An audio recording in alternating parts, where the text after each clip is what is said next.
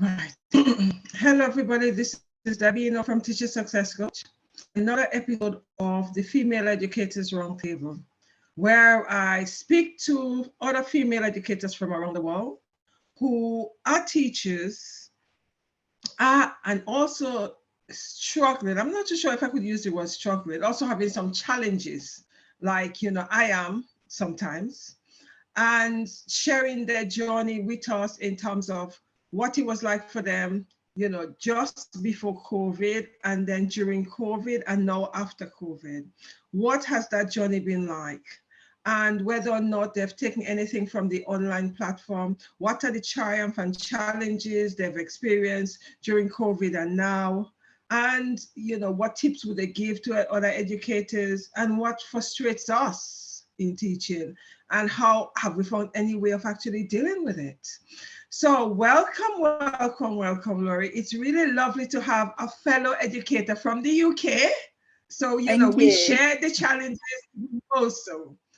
Tell us a bit about yourself, where you teach, what you teach, and about your journey. Oh my goodness. Can you hear me? Okay, so I'm Laurie. I can hear you. Yeah, can you hear me? Hello? Can you hear me? Yeah. Are we back?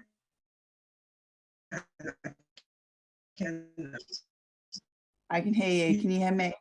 Yeah, I can hear you. Excellent. Yes, I can.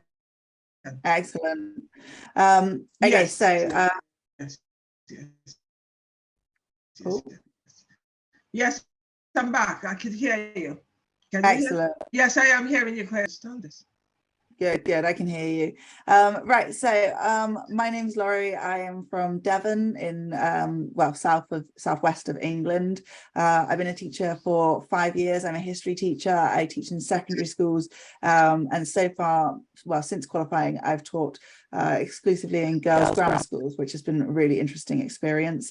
I wanted to be a teacher from the age of 16. I decided in A-levels, but I loved history, and I was going to go into a profession where I would be able to share my passion for history and talk about it for up to 5 hours a day to a legally captive audience who were not allowed to leave my company and had to listen to what I had to say about history. And that sounded pretty good to me. I was under no illusion, but it would be a challenging profession, certainly on my PGCE course, and I'm sure that for many teachers it will ring true. But when you're training, you're with people who maybe are doing teaching because they're not really sure what else to do, and particularly potentially in more kind of vocationally lended subjects like history, for example, or RS, philosophy. You tend to find people who fall in and go, oh, I thought I'd see what teaching's like, and then they realize quite quickly that it's very, very difficult, and they either finish the course and then don't teach, or drop out the course partway through. But I knew I wanted to teach. I knew it would be difficult. I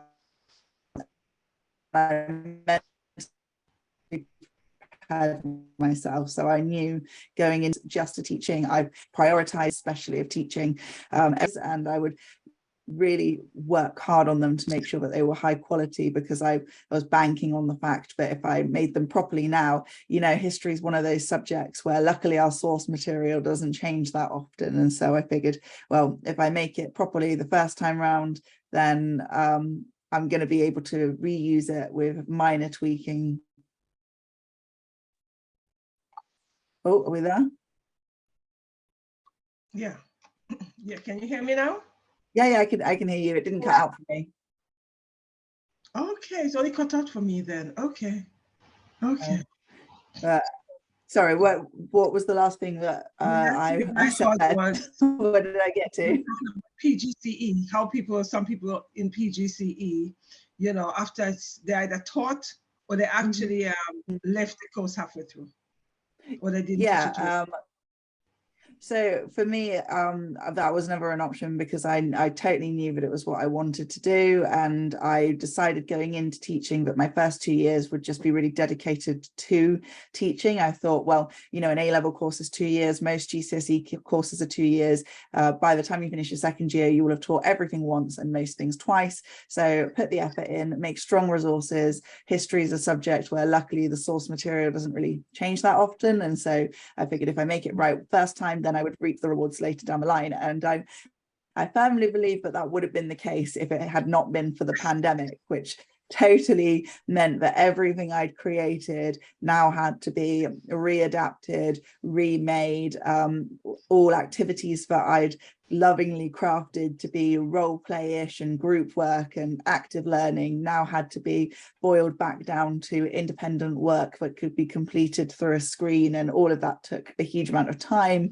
And then once we got back in the classroom, all the assessment cycles changed because we had tags and CAGs, and then we didn't have tags and CAGs, but we maybe had tags and CAGs, so we should probably accommodate the possibility that we might have tags and CAGs by shifting everyone else's assessment cycle. And it was totally exhausting. I have never been closer to leaving teaching than the autumn term of September 2020, 2020, I think, when we came back to the classroom after the first lockdown.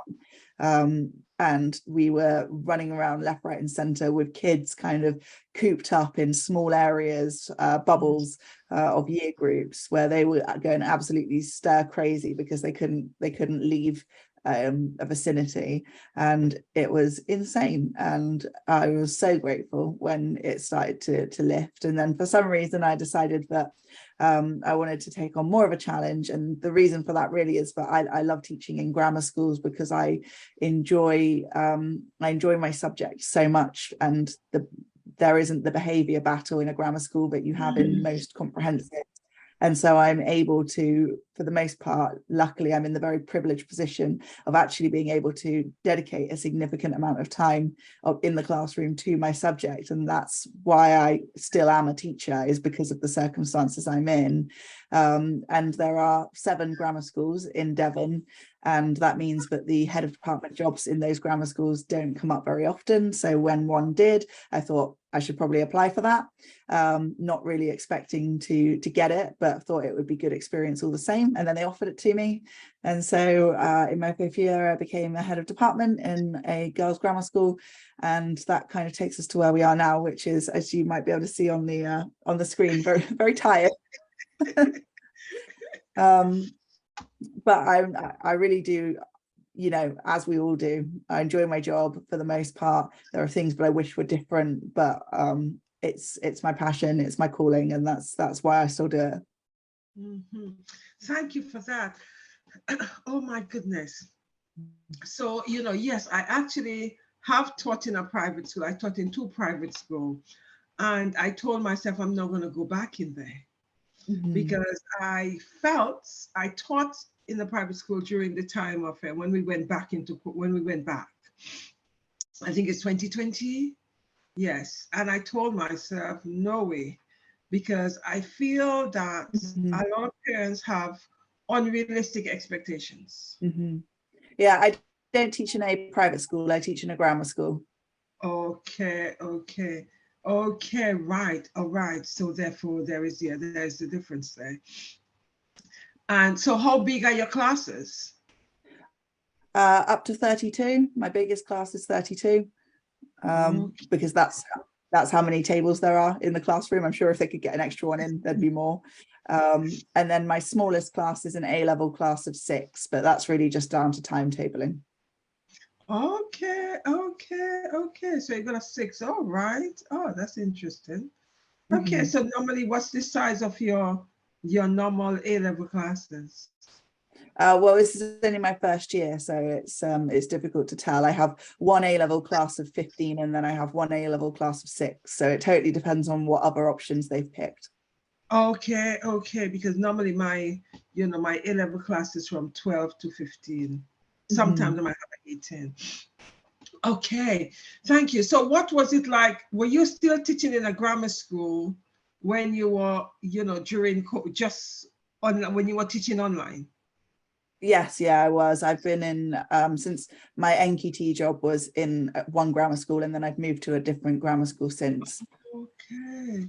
Okay, so you have not taught in quote unquote, mainstream schools. No, not comprehensives, no. Okay, okay.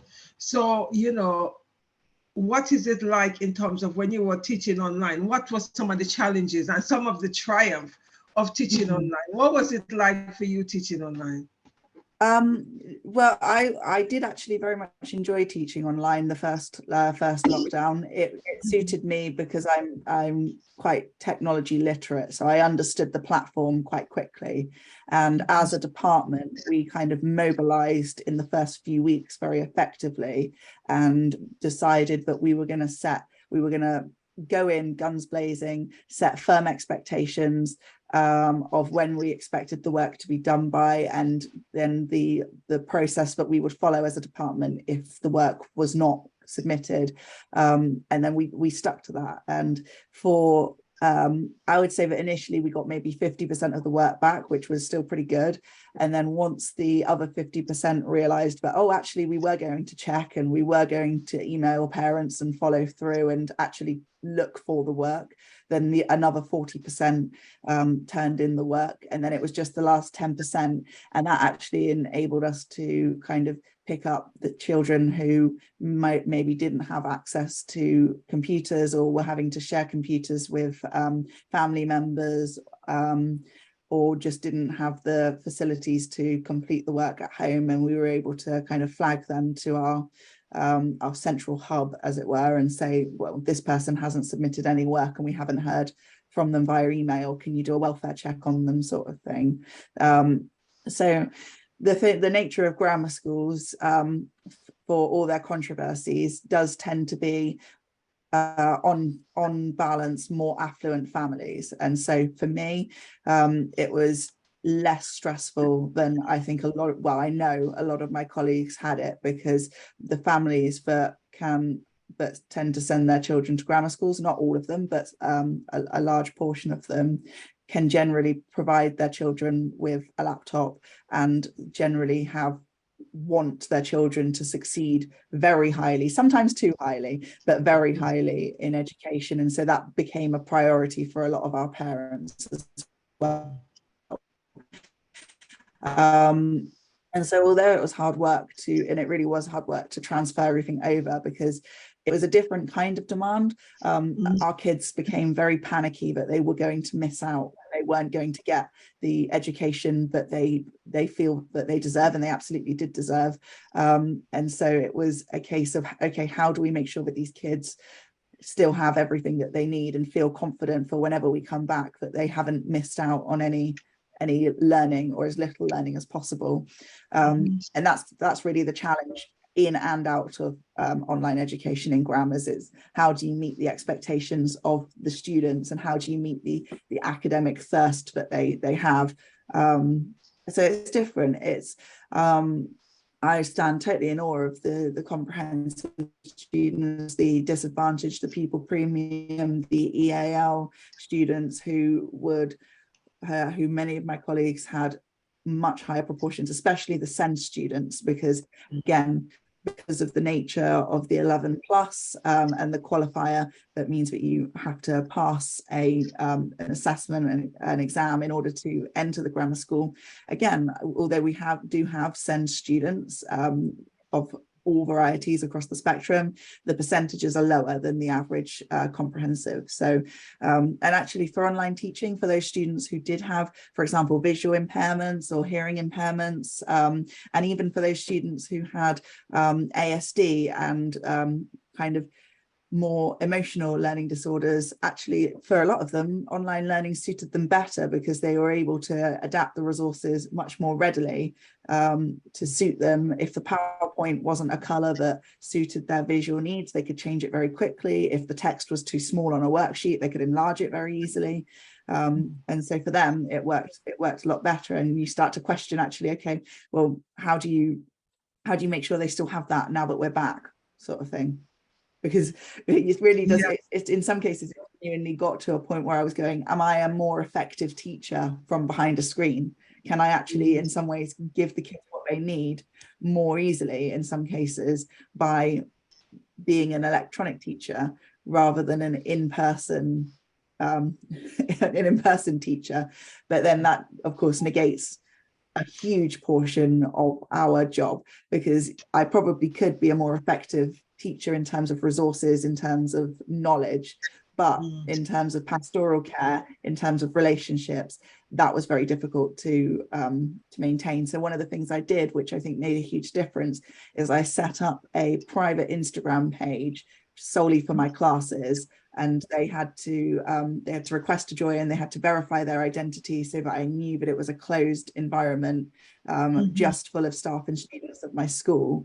And then I was able to interact with them on a more personal level, because I would do live Instagrams with them a couple of times a week, where I would go over the content and they would be able to ask me questions in the Instagram live, and I would post pictures of work that I'd received that I thought was excellent throughout the week.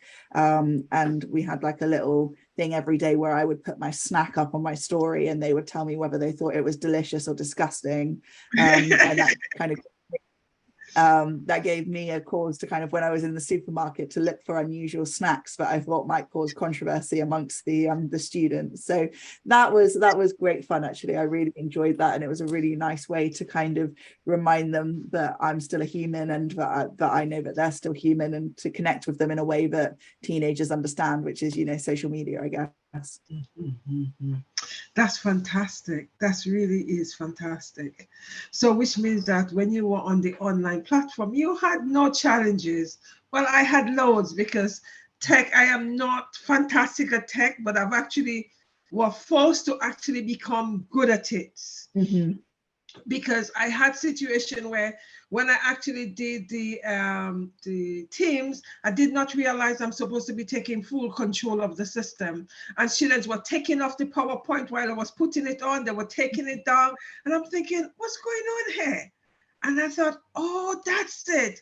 The nights I stayed up all night to make sure I understood how to take control of the platform. So because I had the other group, the same group the next day, I muted all of them. And I said, Miss, you're muting us. And I keep on putting in chat, yes, I know. I am now controlling this platform. Because they were controlling it. I didn't know what to do, because although we were using Teams in the school, we were just using Teams for them to send us their work. And for us to put work up. So for me at that time, I'm thinking, really? So I had to sink or swim, and I couldn't sink, I had to swim. So YouTube was my tutor. And I really learned a lot on YouTube, because I, know how to put them in breakout room, and all of those things, because I was struggling the first time we went on. And I know that because at one time students were bringing their brothers and sisters on, everybody was coming, I had all kind of craziness happening. Unlike you in terms of, the fact that you taught in a grammar school, the attention was better, the willingness was better, the eagerness was better. I had students, when I logged on, I think, hold on, I'm speaking and no one is responding to me. And then later on, I realized that some of them were not even there. They just logged on and they disappeared. Even if I say goodbye, they were still there, because they didn't know that the lesson was finished. So I had all those challenges. I had all of those challenges. There were certainly students who were disengaged by online learning. I remember I had one student who would give me every excuse under the sun for why they couldn't do their work, why they wouldn't do their work, why the work wasn't there. I emailed their parents, no response, no nothing. So in the end, on a day where I was required to go into school anyway to supervise the key worker students and vulnerable students, I printed every PowerPoint and every worksheet, and I put it into a brown envelope, a pack, and I drove round to their house after work, and I knocked on the door and I delivered it to them, and I said, there is the work, you complete all of it, there is no excuse now, because they just absolutely, they only lived around the corner from school. It was hardly a detour, and I was like, I'm just going to make this simple. I've done no photocopying for the last 3 months because I haven't had a photocopier. So I'm just going to print absolutely everything that they have missed, and then they will have no reason not to have done it. Right. So did the student do the work? No. They did some of it. They did some of it, but you know, you can lead a horse to water, you can't make it drink. You can provide all the but ultimately I'm not in their home. They have many siblings, and it's not an ideal learning environment for them. All I can do is know that I've done my absolute best to get them what they need in order to stay afloat. But then, as it happens, they didn't pick history for GCSE anyway, so so off they go. Okay, so you teach from years 7 upwards? Yes. Okay, so which means when they get to year 10, it's a choice thing whether or not they want to, you know, select it for GCSE or not. So they could drop it when they get to year 8 anyway. Yeah, so in my current school, we have a 2-year Key Stage 3 and a 3-year GCSE course. And in my previous school, it was the other way around. We had 3 years Key Stage 3 and 2-year GCSE course. Okay. I taught both ways. All right. Okay, that's interesting. Okay, so now, thank you for that. So now that you have left COVID, because, you know, you had to do the tag, the teacher says, you know, whatever it was, we all had to do. Oh, I hated it because I'm back until as if, you know, I felt so overwhelmed, as if the marking was coming out of my system. There was so much of it, you know. So what was it like when you actually know that you are going back into the physical environment full time? You know, oh, before I get to that, did you guys have to, you know, one of the things I had in one of my schools, the windows and doors had to open. The students were constantly cold. They were constantly off sick because they're constantly catching colds. Yeah, absolutely. The windows and doors were open.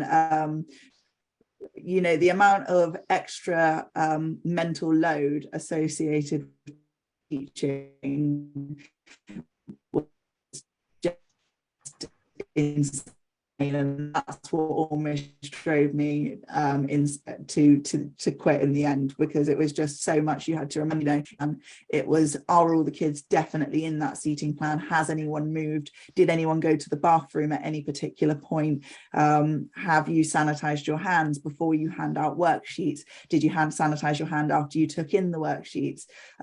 If someone moves, do you remember it? You know, we'd get emails sometimes. Once a child had been tested positive for COVID, you'd get an email saying in your lesson which students were in a 2-meter radius of that child, and you're going, oh my god, did anyone move? Did anyone sit elsewhere? And it was just the planning, because you could no longer rely on being able to pop to a photocopier because you were moving constantly. And so at the beginning of the week, we would plan all of our lessons and print out everything that we needed and put them into a little filofax thing with the different classes. And you'd have to go, right, how many in that class, how many in that class? And then if they weren't there, you'd have to remember to bring it next time, because they couldn't come and get it from you anymore. They weren't allowed into your section of the building because it was out of their bubble. And it was just a constant process of what's next, what else do I need to think of, have I done this, tick box, registers, all the rest of it. And it was exhausting. Really, that was the worst bit. The worst bit for me was coming back to the classroom and the initial hit the ground running, try and teach normally but not normally, and still being unable to do my normal lessons. But now not only were the lessons I'd created when I started teaching not viable because they included group work and shared resources, now the lessons I created for COVID also weren't viable because they were geared towards online and students having access to computers, which they no longer did. And so it was trying to find a third version of the same lesson to teach. It was just, that was a horrible time period. I really did not enjoy that at all. Yeah, because for us is, you know, you walk in and you had to sanitize the table, sanitize the computer. I was just exhausted sanitizing after every lesson because the students were coming dry hands as well from the hand sanitizer, cracked skin. And it was constant, you know, because as soon as you get in there before them, you sanitize the table, and then sometimes you have to do the chairs. And then when they leave, you have to do the same process again. I felt I was only sanitizing. That's all I was doing before I started teaching. And as you said, the paper, oh God, I found it really horrendous. Even though we were face to face, it was lovely because you were able to see the students, but it came with a lot of challenges. Absolutely, yeah, I'd agree with that. And when you actually came back fully without, another thing was the mask. How strict were you guys on terms of you guys wearing the mask? We were really strict on it, and actually for me personally that was a really big challenge because I'm hearing impaired myself. So I've been hearing impaired since I was 5 years old, but I've always managed quite well with lip reading and kind of supplementing my hearing that way. Now with the masks on, I was totally deaf in many ways because I couldn't pinpoint where the voice was coming from, let alone what it was saying. And so I went to my local hospital and I had to have my hearing aids fitted for the first time in about 15 years or something like that. And I still wear them now because now that I've got them, it's very difficult to kind of revert to not having them. And so it was really difficult to kind of adjust to having to tell them, look, you have to speak loudly now because I cannot hear what you're saying. And they have, they're young children, they sit there and like, and you're like, what have you said? Who has said that? And especially for registers and attendants, once they're all sat there in their coats with their masks covering this much of their face, it's really difficult to tell who they are. And so if they're muttering the register, it's hard. Yeah, I had that so much. I just find it was, and I didn't know what the students look like because when I got to that school, it was a new school for me. So, and the students were new, so I didn't even know what the face looked like because they were all wearing masks. When I eventually take off the mask, I think, oh my goodness, is this what you look like under the mask? Yeah, it was very challenging. And the other thing is, now that you've gone back, it's now quote unquote normal. How are things in terms of what have you taken from the online platform into your classroom? What are the behavior? Oh no, you don't have much of a behavior issue. But what have things been like in terms of the student mental and physical and mental well-being, the mental and physical well-being? What have things been like now that we are quote unquote back to normal? I'd say that the most noticeable thing really is the students' mental health. There seems to be a big gulf in, even though the behaviour is still better than most comprehensives, that there's a noticeable drop. The difference, it's almost like an immaturity. Our year sevens that we have now are children, and before they've been kind of, not by any means adults, but they've been respectful, they've been quiet, they've been engaged, and they've been like still. And now they are constantly on the move, they are chattering, they need to fidget. The amount, like, they just can't sit still is the thing, and they are constantly touching things and making noise, and like just they can't sit for any amount of time. And it's like an anxiety manifesting in a lot of them. And our pastoral staff, our mental health cases have never been higher. The amount of students who are suffering with some form of anxiety and mood swings and just general low mood is so high. And unfortunately, we've also seen a kind of a drop in ability, as it were, because they've had that gap where they haven't had the natural progression of things, and also they've had such trauma for themselves as well that they don't necessarily progress in the way that we would expect them to. But the data and the expectations don't reflect that. We still have, the same flight paths that we always had. We still have the same targets, the same expectations as teachers. We need to get them to this particular point, and particularly in a grammar school, because there's this very strange kind of contradictory expectation where, on the one hand, particularly the parents, but they want us to simultaneously achieve these top grades for their children, but without putting any pressure on them whatsoever. And so it's a very kind of difficult balancing game of going, well, I've got a spreadsheet that says that you're supposed to get a grade 8, and at the moment you're performing at a grade 4. So how does that happen, and why?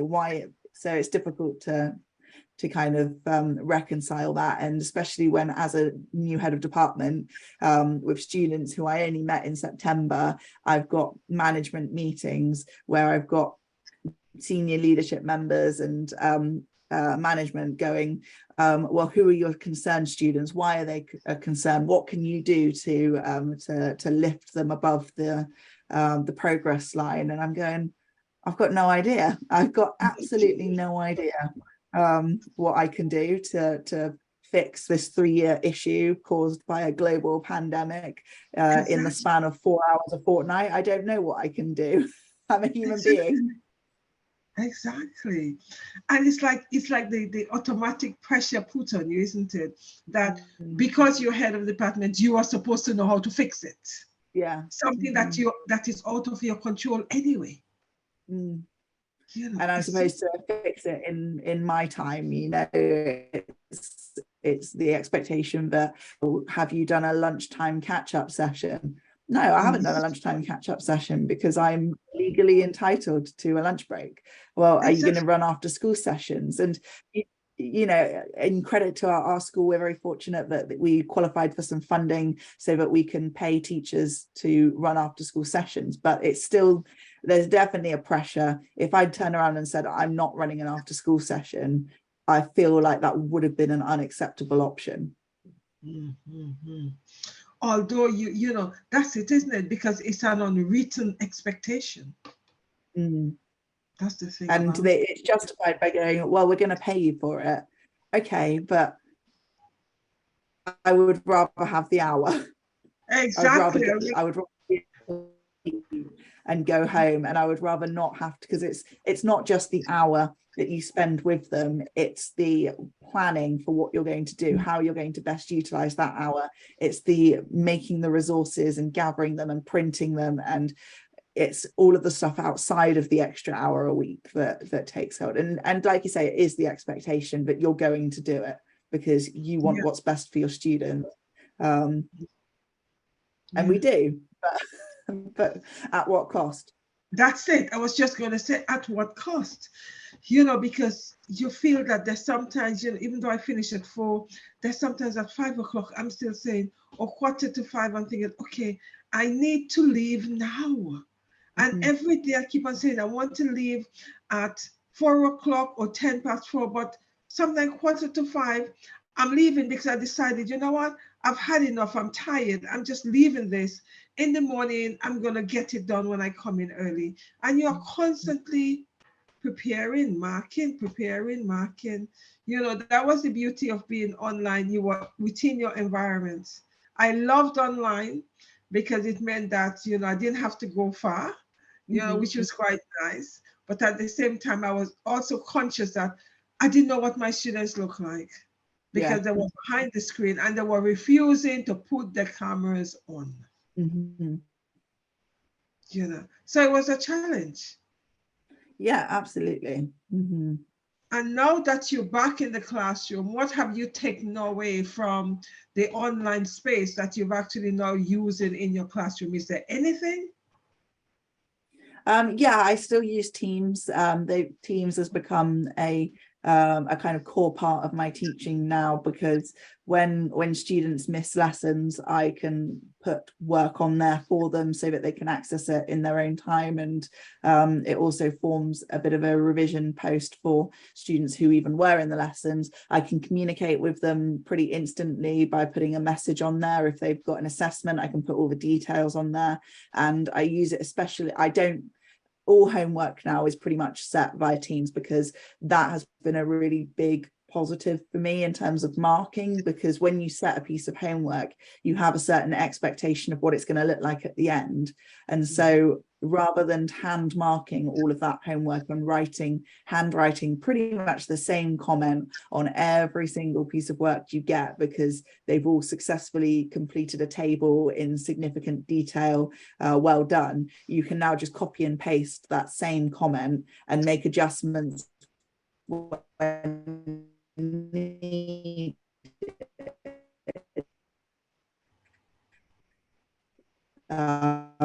To give personalized but still relevant feedback. Right. Okay. Hello? Hello, I'm still yes. here. Yes, because I thought you were frozen because I couldn't. Thank you very much for that. It's interesting though, because I'm in a school now that we use class chat. So everything we put on is on class chat. They don't use Teams. You know, they only use Teams when it was on the online space, but now it's everything on class chat. Yeah. So, you know, we set the homework and everything there, which is quite good because it means that, you know, in terms of the marking as well, is, you know, those factors are quite good. Thank you for that. Another thing is, what frustrates you as a teacher? The time, it's the constant time, it's marking. Yeah, written subjects, the expectation for written subjects is exactly the same as short answer arithmetic subjects, same assessment cycles, and the bottom line is that ours takes so much longer to mark because we have to read everything and we have to read it to understand it. And when you get a good one, it's great because you can read through it, tick, tick, tick. But even in that case, you need to identify to them why it's good and what they've done well. But it's the ones which aren't good, where you literally, a bad assessment can take 3 or 4 times as long to mark as a good assessment because you have to pick up everything that they haven't done well and explain to them how they improve it and why they've slightly missed the mark. And I hate marking. It's the worst part of my job. I don't enjoy it because it's so formulaic. It's not even really the student's own work essentially, because it is, but it's taught to a formula. It's a loopholes, particularly for GCSE. Anything you're marking is, would this qualify as a good pass mark in an exam? And so it's not like you're reading your students' opinions, and it's not like you're reading their own personal take on history. You're checking to see that they've met the success criteria for an exam. And even when they do, you just read the same thing over and over again, and you write the same comments over and over again, and it's not inspiring and it's not original or anything like that. So marking frustrates me. I wish that there was a way that it could be alleviated, and I don't know how. I don't think there's a way that it can be, particularly for written subjects, because we as teachers have to know our students' strengths and weaknesses in terms of their writing. But that's what frustrates me, and just the amount of time that we're given is never enough to cover even the marking that we have to do, let alone the planning and the pastoral and the emails and the care and all of the other roles that we do as teachers.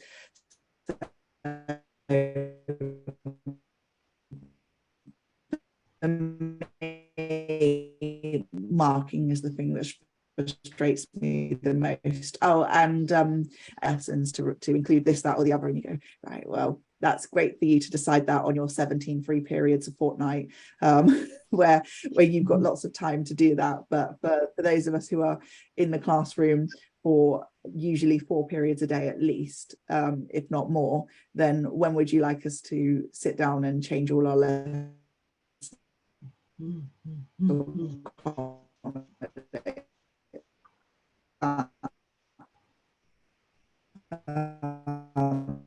There's just never any time.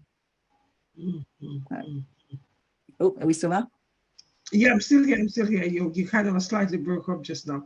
It is so very true, because marking, I haven't found a teacher who said I love marking. No. Marking is my pain. I just keep on moving it from one part to the next. Yeah.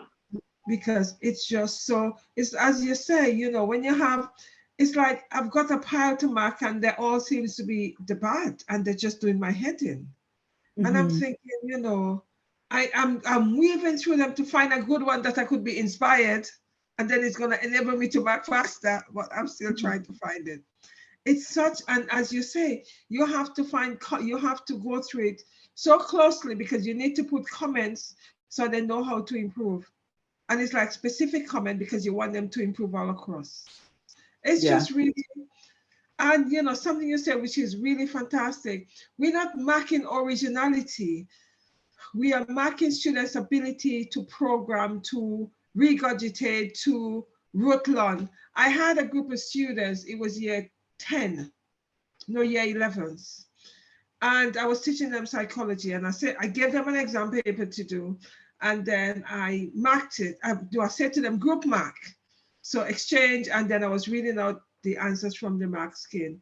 And when one student read it out to me, I said to her, oh my goodness. She said, what is it, miss? Is it wrong? I said, no. I said, you have memorized that because everything you've written is exactly on the mark scheme. That I find so frightening because I said to them, when they get to university, that would be seen as plagiarized. Because that cannot be accepted. She said, but miss, I didn't copy you. No, I didn't copy. I said, no, you didn't. I said, because I gave it to you guys in the class to do, and I was walking around the class under exam pressure, so I know that you didn't copy. I said, but it's frightening that you remembered every single thing on the mark scheme. So there's no originality, just ability to copy and recall information exactly as needed for the exam. And it's kind of frightening because, you know, you're not marking originality, as you rightly say, you know, you're marking, have you met the criteria as it's set? And obviously that student met it because whatever she was reading out is exactly as the mark scheme I have in front of me. And that's quite frightening because when I look at that, I realize we are not preparing students for the world of work or the world out there, because we're preparing them the ability to remember and regurgitate the information rote learning program. So it's quite worrying. What would you say that, what 3 tips would you give anybody who had the online platform, unlike us, feel concerned for the students, etc.? What 3 tips you would give them if at this stage they're feeling slightly overwhelmed? Oh gosh, that's a really difficult one. I think lean on the online community of teachers. There's, you know, I have a teaching Twitter, although I'm not particularly active on it. But I do have a TikTok account and an Instagram where I see, and Facebook, of course, when I see teachers constantly wanting to help each other out. I see teachers asking for, does anyone have a lesson on this? And I see so many responses in the comments saying, yes, give me your email, I will send it across. So I think the most important tip is to rely on the community of teachers who are so generous with their resources. And I would say do that before you turn to TES and pay for a resource that you don't know the quality of.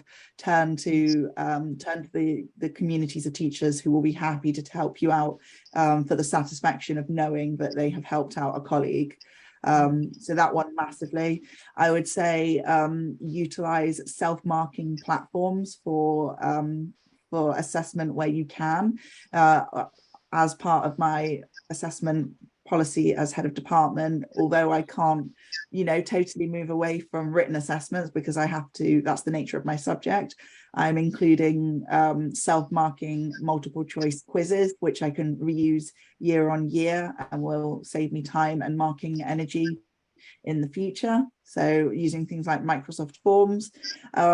And I would say talk to the kids as well, because it's, as much as, you know, we as teachers can be totally confused by technology, the kids understand it perfectly, and they will feel so happy to help you out and to show you. And if you ask them like, oh, what do you like using? Oh, you like that, what can you show me? Then they're going to be more engaged in the lessons, because they're going to feel like, oh, this is something I suggested, and this is something that I like and I enjoy. So with technology, I think the best resource we have are the children in front of us, because they're the ones who probably understand it the most. Yeah, thank you. I really like that one in terms of, utilizing the students, because as I say to them all the time, you guys, I'm not good at technology. They come and help me instead of telling me what to do, because I told them, so, and they really do feel really empowered when they actually have to come and help the teacher. As you rightly say, feel they contributed to whatever resource that you're making for them. That's brilliant. Well, it's a classic behavior policy, isn't it? When you've got a naughty kid, you give them something in a position of responsibility to do. You get them to hand the sheets out, or you get them to collect the glue sticks in, or give them the books to hand out or something. And because they now feel like they are relied upon and trusted, then they get into line a little bit more sometimes. It is so true. That is so true, because even my year 13, one of them, because I know he fidgets, etc. I say, okay, we're doing a mind map. You stand there, and then they'll just send answers to you, and then you mark it. You write it on the whiteboard. So those things really does help. Oh Lord, Laurie, have I lost you? Oh yeah, there. Yes, that is really true. Right. Is there anything else you want to say before we say goodbye to our wonderful audience? No, just hopefully my experience has resonated with some people. I know that it's not the most typical experience given the nature of the schools that I teach in, but hopefully it's just helpful for someone to hear similar problems. Hopefully something I've said will help another person, and mostly just thank you so much to you for talking to me today. And I think what you're doing is amazing, and the more voices that we as teachers have, then the better, really. Yes. I do thank you so much for accepting the offer to come on. And you have shared some really fantastic nuggets, because even yes, the school you're teaching in, yes, it's slightly different, but we share the same challenges. The challenges are so real to us, and they're so similar. I could identify in terms of the frustration, in terms of the marking. Come on, we share that, because marking is not the most fantastic thing. I have 2 piles plus some essays, and I move them from one desk to the other, and from the one side of the other, thinking I have to tackle them tonight, because I need to give them feedback. So, we all share all of that. And thank you so very much for coming and sharing the experience. Greatly appreciated. So educators out there, you're not the only one. We are all struggling. Thank you very much, guys, for listening. Have a great evening, morning, night where you are. And I'll see you next week at the same time.